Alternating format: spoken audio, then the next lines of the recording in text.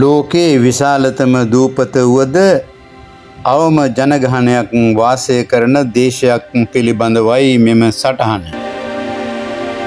මෙය අයිස් වලින් පිරි නිහඬතාවේ රාජධානියයි. අද අප සොයා යන්නේ ග්‍රීන්ලන්තයේ අද්භූත නිහඬ සුන්දරත්වය පිළිබඳවයි.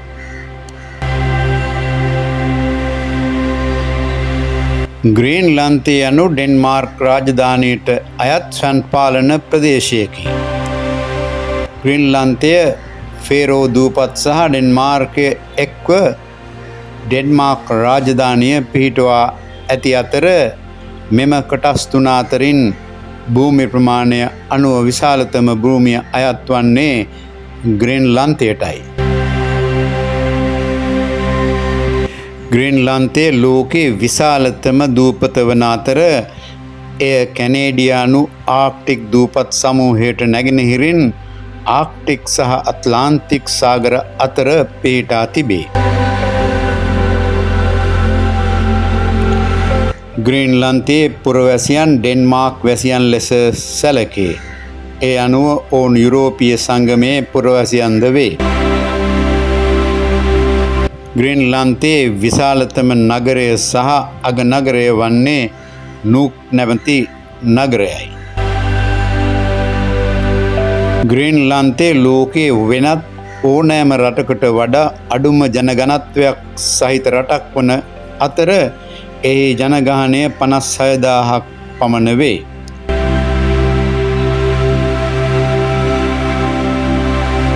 ග්‍රීන්ලන්තයේ වර්ග කිලෝමීටරයකට පුද්ගලයන් සිටින්නේ 0.03ක් පමණි.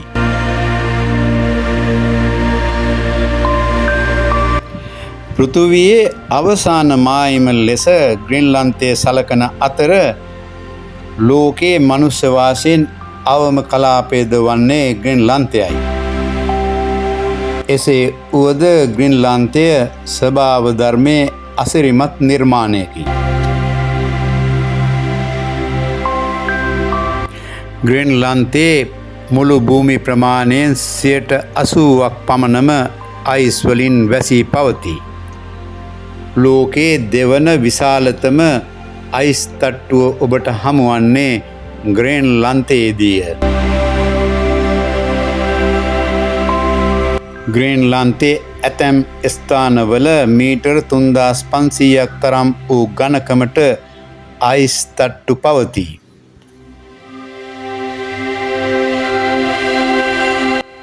මෙම අයිස් තට්ටු දිය වී ගියහොත් ලෝකයේ මුහුදු මට්ටම මීටර් 7කින් පමණ ඉහළ යනු ඇතැයි විශ්වාස කෙරේ. ග්‍රීන්ලන්තය භූවිද්‍යාඥයන් ආකර්ෂණය කරන කලාපයක් වෙයි. එහි පාෂාණවල ඇති විශේෂත්වය නිසා බොහෝ භූවිද්‍යාඥයන් ඒ පිළිබඳව පරීක්ෂණ පවත්වති. විශේෂයෙන්ම එම පාෂාණ සකස් වී ඇති රටාවන් හා ඒවායේ දීප්තිය ලෝකයේ වෙනත් ඕනෑම තැනක ඇති පාෂාණ වලට වඩා වෙනස් තත්වයක් වේ. මෙම පාෂාණවල ඇති අලංකාරයත් වටිනාකමත් පිළිබඳව බොහෝ අයගේ අවධානය යොමු වී තිබේ.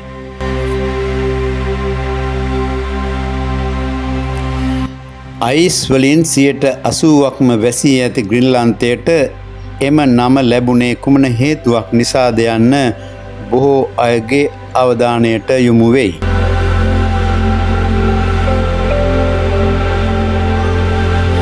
ඇතැම් අයගේ විශ්වාසය වන්නේ ග්‍රීන්ලන්තයේ ජනාවාස ඇති කර ගැනීම සඳහා මිනිසුන් මෙම කලාපයට ආකර්ෂණය කර ගැනීම පිණිස උපායක් ලෙස මෙම නම භාවිතයට ගත් බවයි.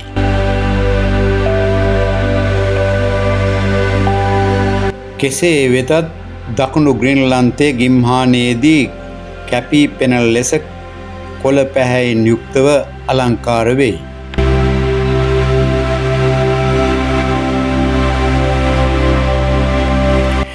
ග්‍රීන්ලන්තයේ පදිංචි වූ මුල්වැසියන් ඉනියුට් නූනාට් ලෙස හැඳින්වේ. එහි තේරුම ජනතාවගේ දේශය යන්නයි.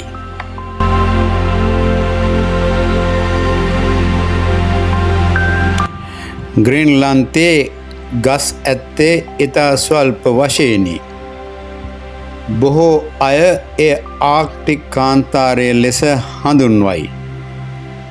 එසේ වුවද දකුණු ග්‍රීන්ලන්තයේ ගිම්මාන කාලයේදී ගස්වලින් යුක්තව කොළ පැහැයක් ගනී. එහි තරමක් විශාල වනාන්තරයන්ද දැකිය හැකි වේ.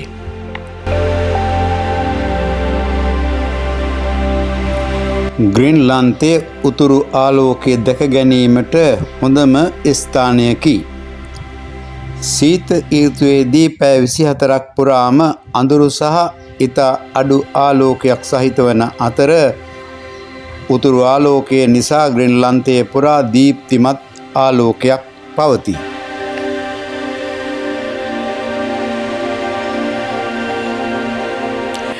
ග්‍රීන්ලන්තයේ ස්ලෙඩ් නැමැති සුනකයන් විසින් ඇදගෙන යනු ලබන හිම කරත්ත එරට දඩයම්කරුවන්ගේ ප්‍රවාහන ක්‍රමයක් වේ.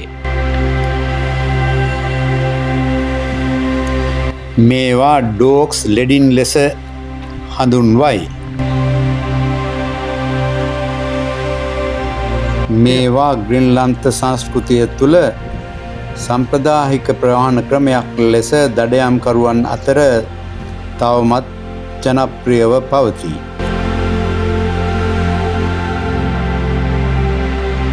ග්‍රීන්ලන්තය තුළ ස්ලෙඩ් සුනකයන් හැරෙන්නට වෙනත් සුනක වර්ගවලට අවසර නොලැබේ.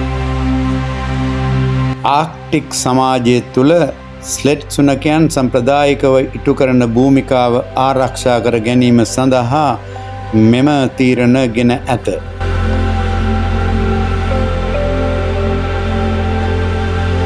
ග්‍රීන්ලන්තය විවිධ වූ භූ දර්ශනවලින් පිරී පවතී. නැගෙනහිර ග්‍රීන්ලන්තයේ භූලක්ෂණ දකුණු ග්‍රීන්ලන්තයට වඩා සම්පූර්ණයෙන්ම වෙනස් වේ.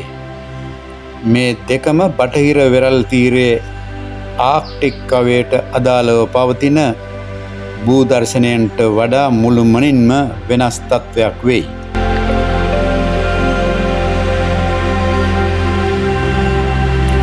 ග්‍රීන්ලන්තය තුළ බොහෝ විට කටුක සීතලක් පවතී. එසේ වුවත් ගිම්හානය ඉතා ප්‍රසන්න වේ.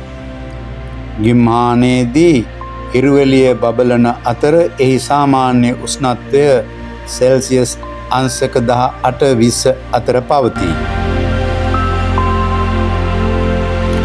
ඉතා කටුක වූ දේශගුණික තත්ත්වයක් යටතේ ග්‍රීන්ලන්ත වැසියන් ජීවත් වන ආකාරය ඇතැම් විට පුදුම සහගත වේ.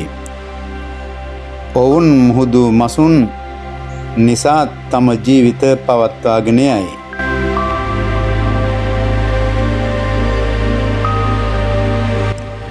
වර්තමානයේදී ග්‍රීන්ලන්තයේ මුහුණ දී ඇති ප්‍රධාන අභියෝගයක් වන්නේ ගෝලීය උෂ්ණත්වය ඉහළ යාමේ තර්ජනයයි. අයිස් කුට්ටි ඉතා වේගයෙන් දිය වී යෑම හේතුවෙන් ගෝලීය පරිසරයේ සමතුලිතතාවයට තර්ජනයක් විය හැකිය.